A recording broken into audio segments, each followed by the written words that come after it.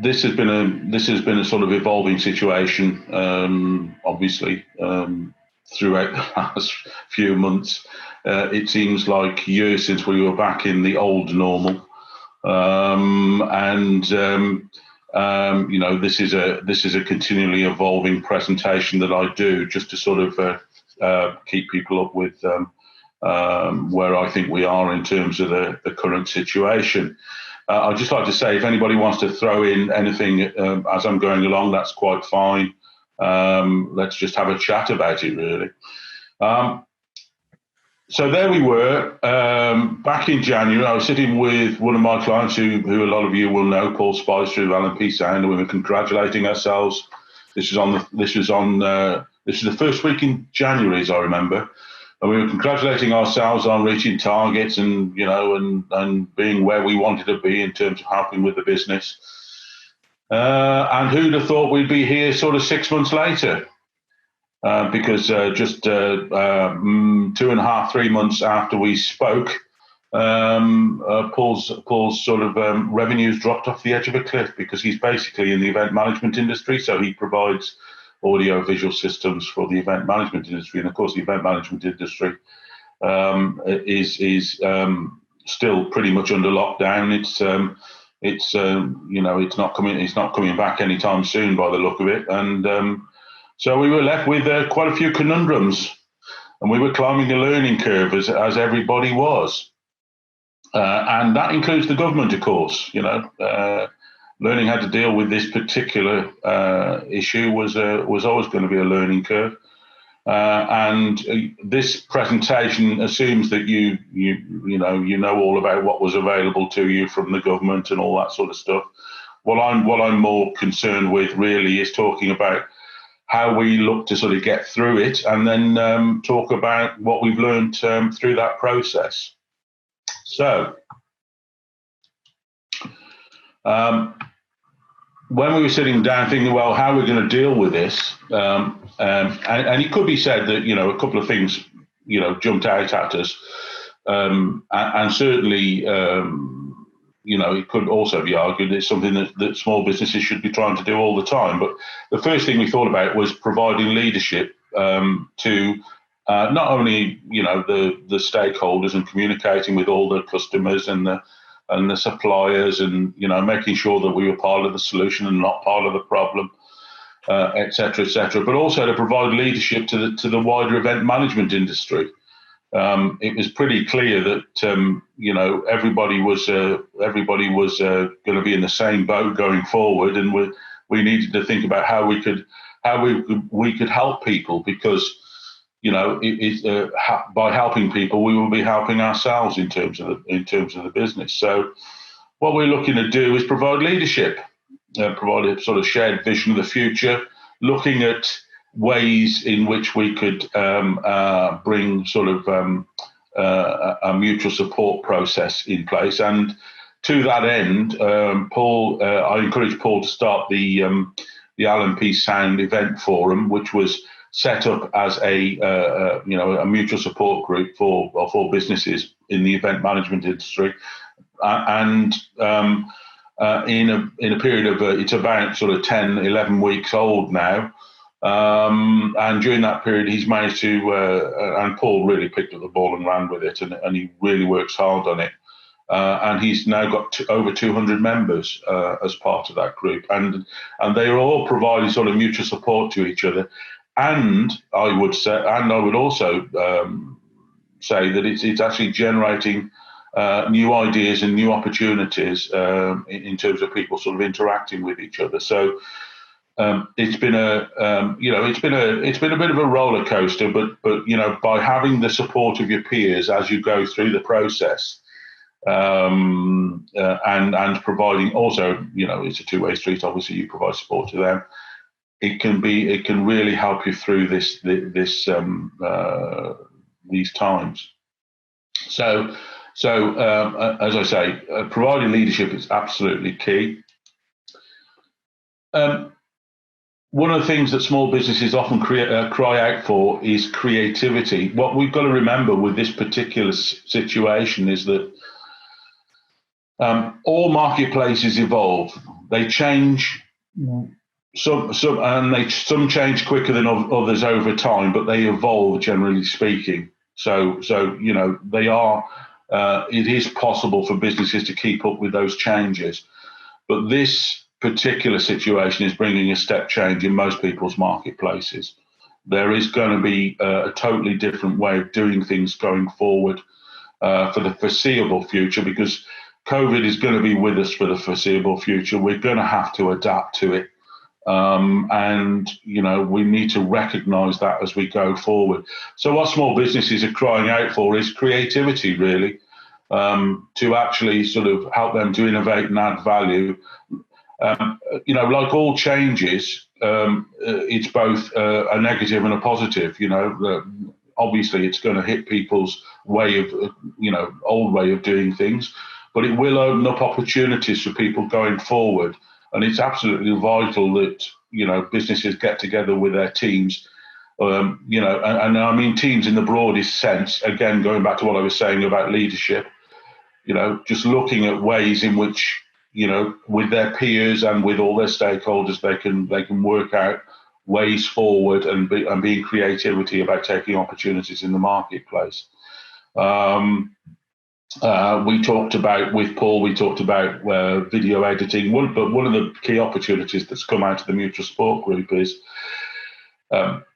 pretty much, there's going to be both an online and a physical way of doing things going forward in the event management industry. There's going to be hybrid solutions, basically.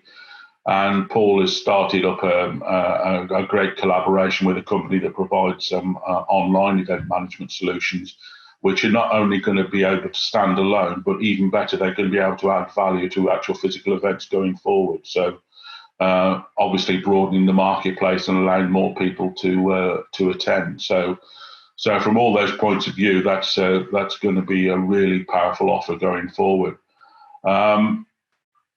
So yeah, absolutely key. Think about innovation and adding value. Now, let me hazard a few sort of guesses. Obviously, when I first did this, it's very, very, very speculative. But there were, there were already obvious trends which this is going to, emphasise. As I just mentioned, the move to digital. There'll be much more online. There'll be much more of a hybrid approach, much more of a adding value through online. Obviously, if you can sell things via e-commerce, then if that's appropriate for your particular marketplace, then that's certainly worth looking at. And if you're not doing it, I should suggest you need to do it pretty quickly. But also, there'll be other aspects of what you do which could be susceptible to delivering online. So it's well worth having a good think about. Working from home is another, thing that this is going to accelerate. There are a lot of companies out there, but with the large sort of central office overheads, which they will be looking at very closely at the moment, in terms of the fact that people have got used to working on a distributed basis from home. They're going to be thinking about how can we take advantage of that trend and actually cut down our overheads in terms of maintaining central offices and things like that. Obviously, not all businesses are appropriate for that, but certainly there's going to be a substantial proportion of them that are. Then also, of course, there's the future of retail. Somebody once said to me that there are basically two types of people. There are the people who really enjoy shopping, and there are people who just shop because they have to. And generally they split into sort of, it's a third of people who really enjoy shopping, and then 2/3 of people who shop because they have to. The 2/3 of people who shop because they have to are going to do it more and more online. Whereas the people who really enjoy shopping, they will want destinations to go to. They will want much more of an event when they go shopping, and they want to really enjoy it. So retailers are going to really have to sort of look at that trend, basically. The green agenda. One of the things that we experienced through the height of the lockdown was the end of the rush hour. And of course there were fewer flights going on and what have you. And I don't know whether some of you saw those pictures from space, but there were clear blue skies over many places where there hadn't been for donkey's years. Another thing is risk averse organisations are probably not going to are going to be sort of hoarding cash, certainly because of the two major shocks they've experienced in the last 15 years. Did anybody, incidentally, Peter, I read the Visage report that you sent out yesterday. Yes. And it was interesting what he was saying. I understand where he's coming from in terms of the pent-up demand and all the all the money that's sort of going to be floating about and available to get the economy moving very, very quickly. I just worry that as a behavioural economist, he hasn't taken enough thought about confidence, the confidence to spend, I'm thinking he's being really optimistic about how quickly it'll bounce back. I find it fascinating because this man is well known to be very pessimistic generally. He is a half-empty person, by all accounts, I'm told. So it was a very strong break with that. And for the rest of you, if you haven't read it, I know I've sent it to you. It is quite heavy going, and you definitely used to sit down and have a cup of tea with it. And I did read it twice to get half of it, I think. But I mean, it's based on new monetary policy as opposed to old monetary policy, which says, you know what, if there's a lot of cash kicking about, then the cash will find a way of being spent. That's Peter's very simplistic way of looking at it. But I agree with you, Peter. It is all about confidence, and it's and with Brexit coming as well at the end of the year, I think we will need some flagship stuff happening. We'll need some leaps from various places. Being a half-full person, I have a feeling that will be the case, and I think that there are enough of us with vested interest to try and make it work. However, the truth is, as you've said all along, you don't actually know, do you?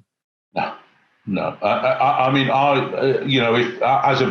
if I were a betting man, which I'm not to a great extent, I would say, yes, it will come back reasonably quickly, but not as quick as he's sort of forecasting, I don't think. And that's all going to be down to the signals that are given out by not just political leaders, but also, businesses and what have you, It's interesting, actually, Peter.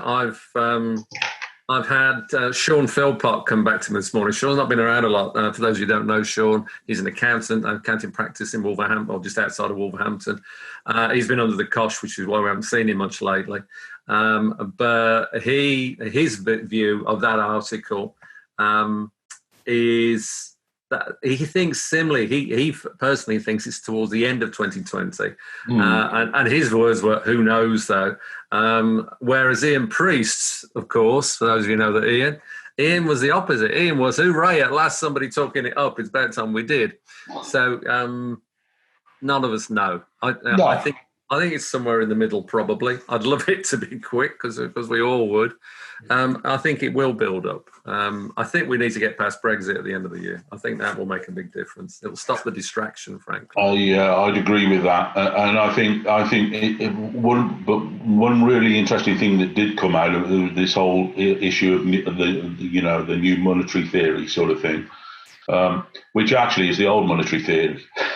It's the way it used to be done before monetary theory came in, basically. Yeah, that's right. Yes, that's right. Yes. The thing is, there is nothing new, is there? There's nothing new under the sun, is there? All of a sudden we're all reconstructed Keynesians again, and it's like quantitative easing is completely new. But if you've been around long enough, you know that as printing money. Absolutely. Absolutely, so I was interested in that, so it'll be interesting to see how that goes, and it does sort of play into the more, I've talked about the sort of the future in terms of the particular things that it's going to accelerate, but I'm going to get a little bit more speculative.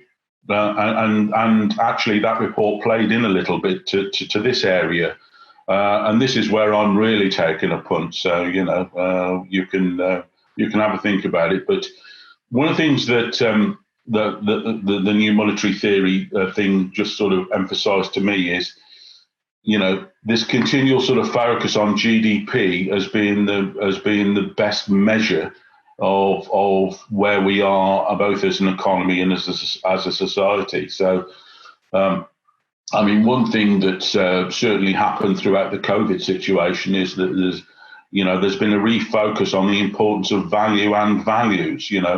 We suddenly found out that we depended on a lot of people that currently our society and economy doesn't really value all that much, which came as something of a shock to a lot of people, I suspect. The fact is we are going to have a heavy burden of debt going forward. We're going to have higher taxes. I think although, interest rates are historically low and, we as an economy, we can probably carry the debt burden, it makes sense to get it down. But at the same time, we also want to sort of look at, particular areas of the economy which have been neglected over the past 10 years. So it's going to be an interesting sort of debate about how we value things going forward. From the small business point of view, obviously, small businesses are always looking for the security for their families. They're looking for the best outcomes for their stakeholders. And they're looking to collaborate with their peers and contribute to the community and society at large, because that's what small businesses do. Unlike corporates, it's not they're not run on by agents on behalf of shareholders, and their only duty is to maximise shareholder value. There's so much more to what a small businesses look to do, and for all these reasons, the new norm is going to sort of impact on that tremendously, I think. So, in terms of the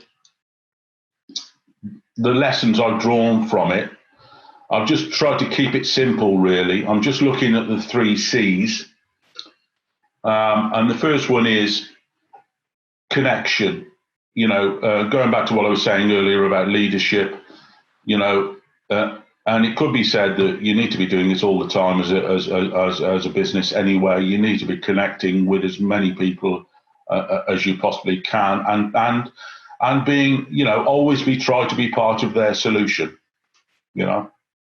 Don't be part of their problem, be part of their solution. And wherever you can find a way of doing things, the minute you start reaching to, the minute you start reaching to sort of read the small print of the contract, a relationship has broken down. So, and usually relationships break down through lack of communication. So connection is absolutely key for any small business going forward. And, you need to keep constantly in touch with all the people around you, all the businesses around you, and all the individuals around you if you can. The second C is creativity. Small businesses crying out for creativity. Again, I always bang on about adding value. What are you really selling? There's the old, I think it was Brian Tracy who came up with the analogy: are you selling the drill or are you selling the hole? When people buy a drill, they want a hole. They don't necessarily want a drill. So if you bang on about how great the drill is that necessarily going to help you to communicate the fact that you've got a solution for somebody? Also, you need to test out your marketing in general. Who can say what you can say? If everybody can say what you can say, or all your competitors can say what you can say, then you've got a problem. You need to be sort of looking to differentiate yourself and make sure that all of your promotional material passes the "I would hope so" test. If you're talking about, oh, we've got great quality, we provide excellent service and all that sort of stuff, well, most people go into a buying situation thinking, well, that's the bare minimum I would expect, and that's the "well, I would hope so" test. So always be thinking about these sorts of things. And creativity is, on a wider basis, is about, thinking about what solutions people need and how to make sure they get those with the best added value you can provide them with. So, get together with your teams again, and all the people around you, and get sort of some people on the outside looking in and asking stupid questions, because asking stupid questions is a great way of generating creativity. I'm a great one for asking stupid questions, because people always, if they've worked in an industry for a long time, they think there's only one way of doing things, and sometimes it needs to be challenged. And the third C, collaboration. This is going to be vital going forward, and there's a big opportunity. Small businesses, by getting together and collaborating, can provide big company solutions. And as you know, with this step change in the marketplace, there will be opportunities to do that, because the big companies have been spending all their time trying to turn around like super tankers. So collaborate with look at ways in which you can add value to what you already do by collaborating with other businesses to provide added value to what you already do, so that you can actually take advantage of the opportunities that are going to open up, and are opening up as we speak. So that's my latest report from the trenches in terms of COVID-19 and moving through it. That's what I've sort of pulled together so far, Peter. So hopefully everybody found that useful, and let's have a conversation.